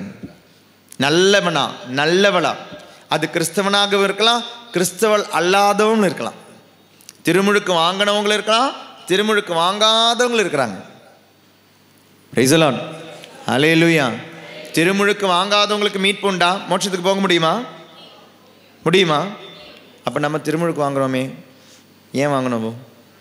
திருமுழுக்கு வாங்காதவங்க எப்படிங்க மோட்சத்துக்கு போவாங்க? கடவுளுடைய கட்டளைப்படி. அவங்களுக்கு கட்டளை தெரியாது, நியாயமாக வாழ்றாங்க. அப்போ தெரிஞ்ச நாம் எப்படி வாழணும்?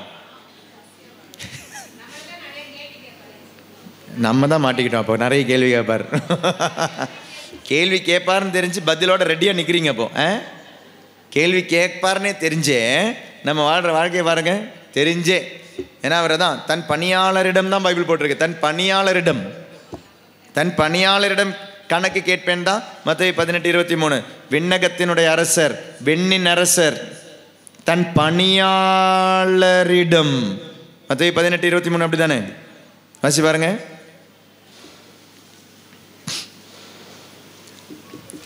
விண்ணரசை கீழ்வரும் நிகழ்ச்சிக்கு ஒப்பிடலாம்.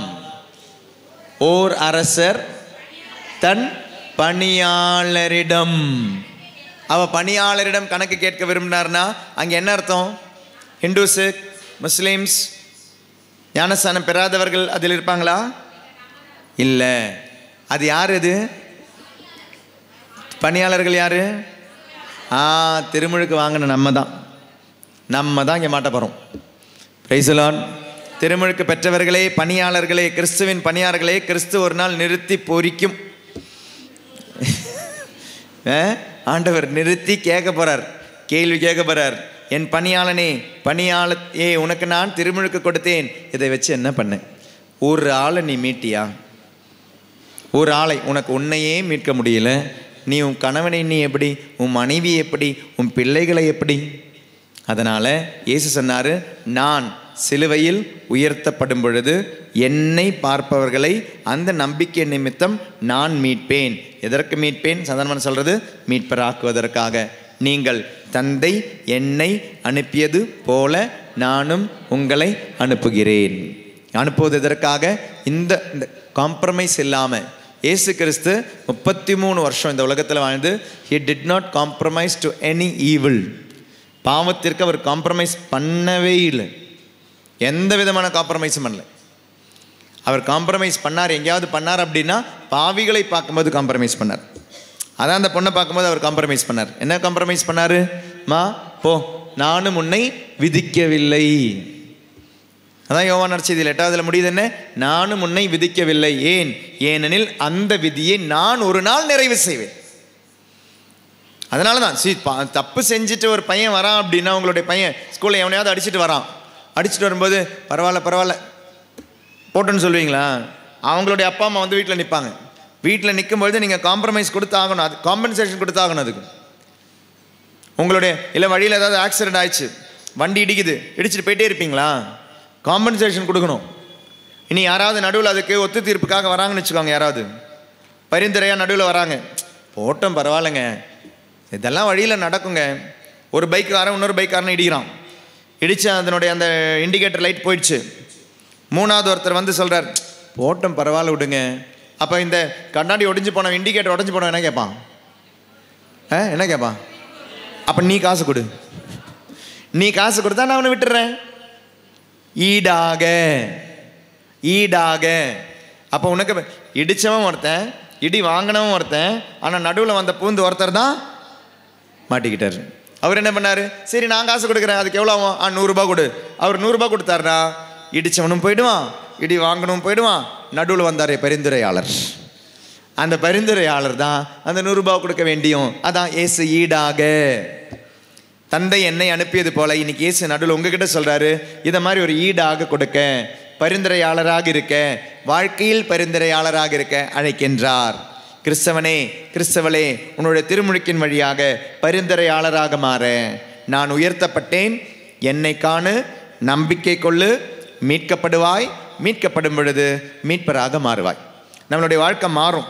நான் பல தடவை என்னுடைய தாட் இதுதான், உங்களுக்கு தெரியும். என்னை நிறைய தடவை கேட்டவங்க, இல்லை யூடியூப்பில் வழியாக பார்க்குறவங்க, நம்ம எப்படியெல்லாம் என்னெல்லாம் பிரசங்கம் சொன்னாலும் நமக்கு ஒரு ஸ்ட்ரிங் ஆஃப் தாட் இருக்குது. ஏன்னா அந்த தாட் அப்படின்றது பைபிளுடைய தாட்ஸ். அதுலேருந்து வெளியே என்னால் போக முடியாது. ஏன்னா பைபிள் இது தான் சொல்லுது, திருச்சபை அதனுடைய நூலை தான் சொல்லுது. நான் அந்த நூலிருந்து வெளியே என்னால் சொல்ல முடியாது. என்னுடைய சிந்தனை அது கிடையாது. சிந்தனை என்ன? பைபிளுடைய சிந்தனை தான். நீங்கள் எங்கெல்லாம் நீங்கள் பைபிளை சுற்றி முற்றி எங்கெல்லாம் வந்தாலும் அதனுடைய தாட் இதுதான். தந்தை என்னை மீட்பராக அனுப்பினார், நான் உன்னை மீட்டேன், நீ மீட்பராக மாற வேண்டும்.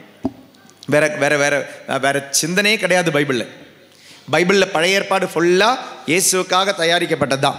நற்செய்தி இயேசுனுடைய பேச்சு, ஆக்ட்ஸ் ஆஃப் தி அப்போஸ்டல் திருத்துதர் பணி, இயேசு விட்டு சென்ற கத்தோலிக்க அந்த திருச்சபையினுடைய வாழ்க்கை. அதற்கு பிறகு அந்த திருத்துதர்கள் பணிக்கு அப்புறம், ரோமையருக்கு அப்புறம் திருவெளிப்பாடு எல்லாமே சொல்வது என்ன? இந்த திருச்சபை வாழ்ந்த அந்த வாழ்க்கைக்கு என்னெல்லாம் உனக்கு தேவை உதவிகள். இதுதான் பைபிள் சுற்றி முத்தி சென்ட்ரல் யாரில் நிற்குது அப்படின்னா கிறிஸ்துவில் தான் நிற்குது. சென்ட்ரிபிகல் ஃபோர்ஸ் அப்படின்றதுல இயேசு தான். சென்டர் ஆஃப் அட்ராக்ஷன் யாருன்னா இயேசு தான். இயேசுக்காக காத்திருந்தது பழைய ஏற்பாடு. இயேசுனுடைய வாழ்க்கை காஸ்பல்ஸ், நற்செய்தி. இயேசு சொல்லி தந்த வாழ்க்கையை வாழ்ந்தது ஆக்ட்ஸ் திருத்துதர் பணி. அந்த வாழ்க்கையை எவ்வாறு வாழ வேண்டும் என்ற சில கோட்பாடுகளை கொடுப்பது திருமுகங்கள். பிரைஸ் தி லார்ட், ஹல்லேலூயா. அப்போ ஃபோக்கஸ் ஃபுல்லாக காஸ்பலில் தான். காஸ்பலில் ஹீரோ யாரு? அப்போ அந்த காஸ்பல் சொல்கிற ஒரே ஒரு விஷயம், நான் உன்னை மீட்க வந்தேன். எதிலிருந்து மீட்க வந்தேன்? பாவத்திலிருந்து மீட்க வந்தேன். யார் என்னை அனுப்பினார்? தந்தை என்னை அனுப்பினார். இந்த மீட்பிற்கு நான் யாருடைய உதவியை தேடுகிறேன்? யாரோடு இணைந்து இதை செய்கிறேன்? தூய ஆவியாரோடு இணைந்து செய்கிறேன். யாரை மீட்டேன்? மனிதரா உன்னை நான் மீட்டேன். அப்போ அதற்கு பதிலாக நான் நீயாக நான் மாறினேன். இதுதான் பைபிள். இந்த இயேசு கிறிஸ்து உங்களை பார்த்து சொல்கிறாரு, தயவு செய்து நான் தந்தை என்னை அனுப்பியது போல நான் உன்னை அனுப்புகிறேன், ஒழுங்காக வேலையை பாரு அப்படின்னார். பிரைஸ் தி லார்ட், ஹல்லேலூயா. ஆனால் இன்றைக்கி அது புரியாததுனால, நம்ம அந்த வேலையை பார்க்க முடியாததுனால மற்றவங்களுடைய வேலையை தான் நுழைஞ்சிக்கிட்டு இருக்கிறோம். நமக்கு இந்த வேலை ஒழுங்காக செய்யாததுனால தான். ஒழுங்காக செய்கிறவங்களை பாருங்கள், அமைதியாக வருவாங்க கோயிலில், அமைதியாக பூசையில் அட்டன் பண்ணுவாங்க, அமைதியாக ஜெபிப்பாங்க, அமைதியாக அவங்க வர்றதும் தெரியாது, போகிறதும் தெரியாது. சிலவங்க வரவே வேண்டாம், அவங்க வரலன்னா தெரியும் அந்த அம்மா வரலன்னே தெரியும். அப்படி இருக்கிறவங்க அந்த அம்மா வரலனாலே தெரியும், அப்பா நிம்மதியாக நமக்கு இன்றைக்கி பூசை அட்டன் பண்ணலாம், ஐயோ நிம்மதியாக இன்றைக்கி நமக்கு பரிந்துரை ஜபிக்கலாம், ஐயோ நிம்மதியாக இன்றைக்கி நமக்கு தியானம் அட்டன் பண்ணலாம். ஒருத்தங்க வராமல் இருந்தால் நிம்மதி, ஒருத்தங்க வந்தால் நிம்மதி போயிடும். சிலவங்க வந்தால் அவங்க வந்ததும் போகிறதும் தெரியாது, அழகாக வந்து அவங்களுடைய பொறுப்பை செஞ்சுட்டு போயிடுவாங்க. Price the Lord. திருமுழுக்கு பெற்ற மகனே மகளே, உனக்கு அழகான ஒரு பொறுப்பை ஆண்ட தந்திருக்கிறார். மீட்டேன், மீட்பராக்கினேன். அந்த இது உங்களுடைய தலையில் ஏறிக்கிட்டே இருக்கணும். ஆணி வச்சு அடிச்சுக்கிட்டே தான் இருக்கிறேன். அந்த கிறிஸ்தவ வாழ்க்கை வித்தியாசமாக இருக்கும். நீங்கள் நான் சொல்கிற இந்த விஷயத்தை, if you really imbibe the spirit, நான் சொல்கிற இந்த விஷயத்தை அப்படியே உள்வாங்குனீங்கன்னா, உங்களுடைய துன்பங்கள், உங்களுடைய பிரச்சனைகள், உங்களுடைய தோல்விகள், உங்களுடைய இனி புலம்பவே மாட்டீங்க. நீங்கள் அதை அப்படியே வாங்கி என்ன துன்பம் வந்தாலும் ஓகே, பாவம்ன்ற காம்ப்ரமைஸே இருக்காது உங்களுக்கு. சொல்கிற இந்த விஷயத்தை நீங்கள் உண்மையை உள்வாங்கி ஒரு கிறிஸ்தவனை வாழ யோசிச்சு பாருங்கள், முயற்சி செஞ்சு பாருங்கள். நீங்கள் அப்புறம் எதை பற்றி உங்களுக்கு அந்த ஒரு என்ன சொல்கிறது, மனபாரம் வரவே வராது. பாவம் மட்டும்தான் நமக்கு பாரம் தருமே ஒழிய நோய்கள் நம்மை பாரப்படுத்தாது, பணம் நம்மை பாரப்படுத்தாது, பதவிகள் நம்மை பாரப்படுத்தாது, உன்னை யாராவது அப்ரிசியேஷன் கொடுக்கல அப்படின்னா அது பாரப்படுத்தாது, யாராவது உன்னை பாராட்டவில்லை என்றால் அது பாரப்படுத்தாது, யாராவது உன்னை அக்னாலேஜ் பண்ணலனா, உன்னை யாராவது ஏற்றுக்கொள்ளவில்லை என்றால் அது பாரப்படுத்தாது. நீங்கள் அந்த பாரமாகவே இருக்காது. நான் என்னுடைய வேலையை செய்தேன் அப்படின்னு சொல்லி நிம்மதியாக இருப்பீங்க. நல்ல ஒரு சமையல் சமைச்சிட்டு கூட உங்கள் வீட்டில் யாருமே எதுவுமே உங்கள் பற்றி நல்லா இல்லைன்னு ஒரு வார்த்தை சொல்லினா கூட நான் என் வேலையை செஞ்சேன், பாரப்படுத்தாது. இனி வீட்டில் நீங்கள் சமைக்காமல் வந்துட்டீங்க, வைஃப் சமைக்காமல் போயிட்டாங்க, அது உங்களை பாரப்படுத்தாது. உங்களை எதுவுமே பாரப்படுத்தாது. பாவம் மட்டும்தான் பாரப்படுத்தும். வேறு எதுவுமே உங்களை பாரப்படுத்தவே படுத்தாது. நல்ல ஒரு கிறிஸ்தவனை பாரப்படுத்தவே படுத்தாது. பாரப்படுத்தாதனால என்ன தெரியுமா அதனுடைய அட்வான்டேஜ்? கிளியராக யோசிப்பீங்க, மைண்டு கிளியராக இருக்கும். இன்னைக்கு ஏன் கன்ஃபியூஷன் இருக்குது தெரியுமா? மனசு குழப்பமாக இருக்குது, ஏன்னா கிளியராக இல்லை. ஏசு கிறிஸ்து பாருங்கள் பதில் கொடுக்குறாரு. ஒவ்வொரு பதிலும் இயேசுனுடைய பதில் பாருங்கள். அப்படியெல்லாம் யோசிக்க முடியுமா? சரி பாரு, அந்த பொண்ணே விபச்சாரத்தில் பிடிக்கப்பட்ட பொண்ணு வந்த பொழுது, கல்லால் இருந்து கொல்லணும்னு சொல்லி ரெடியாக இருந்த பொழுது நம்ம நினைக்காத ஒரு பதில் கொடுத்தார். இவங்க சொல்கிற மோசையின் சட்டப்படி கொல்லணும், கல்லால் இருந்து கொல்லணும். ஏசு இப்போ பதில் என்ன சொல்லியிருக்கணும்? சாகடின்னு சொல்லியிருக்கணும், கொல்லால் அரிஞ்சுக்கன்னு சொல்லணும், இல்லைனா செய்யக்கூடாதுன்னு சொல்லியிருந்திருக்கணும். இது ரெண்டு சொன்னாலும் ஏசு மாட்டிப்பார். ஏன்னா கல்லால் எரிந்து சரி கொன்னுடு அப்படின்னா இரக்கமே இல்லாதவர் அப்படின்றாங்க. இன்னைக்கு கல்லால் இருந்து கொல்ல வேண்டாம் அப்படின்னா சட்டத்தை மீறுகிறவன் அப்படின்வார். ஆனால் பாருங்களேன், அங்கேயும் மாட்டாமல் இங்கேயும் மாட்டாமல், ஏன்னா கிளியரான ஒரு பதில். கொல்லலாம், ஆனால் பாவம் இல்லாதவன் கொல்லட்டும். இப்படி ஒரு பதில் நம்மளால் யோசிக்கவே முடியாது. இது எப்படின்னு வந்து the mind which is very clear will have a clear answer. ப்ரெஜுடிஸ்டான மைண்டு, முன் விதிகள் மனசில் இருந்தால் தான் பிரச்சனையே வரும். இந்நாளை பற்றி எனக்கு தெரியும் அப்படின்னு இருந்துச்சுன்னா அவங்க கூட நான் பேச வரும்பொழுதே, சப்போஸ் இவங்களை பற்றி இவங்க ஆல்ரெடி என்கிட்ட சொல்லி வச்சிட்டாங்கன்னு வச்சுக்கோங்க. இவங்க என்கிட்ட முதல் டைமாக பேச வராங்க, நான் எப்படி இவங்ககிட்ட பேசுவேன்? அவங்க இவங்களை பற்றி என்ன சொல்லியிருக்காங்களோ முன் விதியோடு பேசுவேன், முன் விதியோடு செயல்படுவேன். இந்த ப்ரெஜுடிஸ் இருக்கும் பொழுது நான் ஃப்ரீ கிடையாது. நான் எங்கிருந்து பேசுகிறேன்? என் காயங்களிலிருந்து பேசுகிறேன், என்னுடைய நோய்களிலிருந்து பேசுகிறேன், என்னுடைய பாரத்திலிருந்து பேசுகிறேன், என்னுடைய வேதனைகளிலிருந்து பேசுகிறேன். அப்போ எந்த கேள்விக்கும் பதில் எங்கிருந்து வருது? என்கிட்ட இருந்து வரல, என்னை ஆள்கின்ற நோயிலிருந்து வருது, என்னை ஆட்சி செய்கின்ற பயங்களிலிருந்து வருது, என்னை ஆட்சி செய்கின்ற பிரச்சனைகளிலிருந்து வருது. என்னிடம் இருந்து அல்ல. என்னை கட்டுப்படுத்தும் அப்போ நோய்கள் உண்டு, என்னை கட்டுப்படுத்தும் சில பாரங்கள் உண்டு, என்னை கட்டுப்படுத்தும் சில நபர்கள் உண்டு, என்னை கட்டுப்படுத்தும் சில சிந்தனைகள் உண்டு. I am not clear in my thoughts. இயேசு ரொம்ப கிளியராக இருந்தார். இயேசுக்கு எந்த குழப்பமும் கிடையாது. சரியான கேள்வி, சரியான பதில். யார் நீ டாக்ஸ் கட்டணும் கட்டிக்கோ, நோ ப்ராப்ளம். சீசருக்குரியதை கொடு, ஆண்டவருக்குரியதை ஆண்டவர் கொடு. எவ்வளோ அழகான பதில். யாரும் நினைக்காத பதில்கள் இயேசுகிட்ட தான் வரும். ரொம்ப அழகான பதில்கள், சரியான பதில்கள். Because he had real presence of mind, because his mind was very clear. பாரப்படுத்தவில்லை எதுவுமே. நல்ல கிறிஸ்தவளை எதுவுமே பாரப்படுத்தாது, எதுவுமே ஆட்சி செய்யாது. ஆண்டவரே, விண்ணகத்தில் தந்தையே, உனது ஆட்சி வருக. Price the Lord. சந்தோஷமா? ஹல்லேலூயா, ஹல்லேலூயா, ஹல்லேலூயா. அதனால நமக்காக உயர்த்தப்பட்ட ஒரு சர்ப்பம், அந்த சர்ப்பம் இயேசு கிறிஸ்து. அந்த இயேசு கிறிஸ்து தான் தன்னை உயர்த்திய பொழுது நமக்கு பதிலாக நின்றார். நமக்கு பதிலாக நின்றவர். அதனால தான் அவரை நீ பாரு, மீட்படைவாய். எப்படி பார்க்கணும்? நம்பிக்கையில் பாரு, பக்தியில் பார்க்காது, நம்பிக்கையில் பாரு. இதோ நமக்காக நற்கருணை உயர்த்தப்படுகிறது. நம்பிக்கையில் பார்ப்போம். ஆண்டவரே, நல்ல ஒரு கிறிஸ்தவனா நான் மாறணும்னு ஆசைப்பட்டு ஜெபிப்போம்.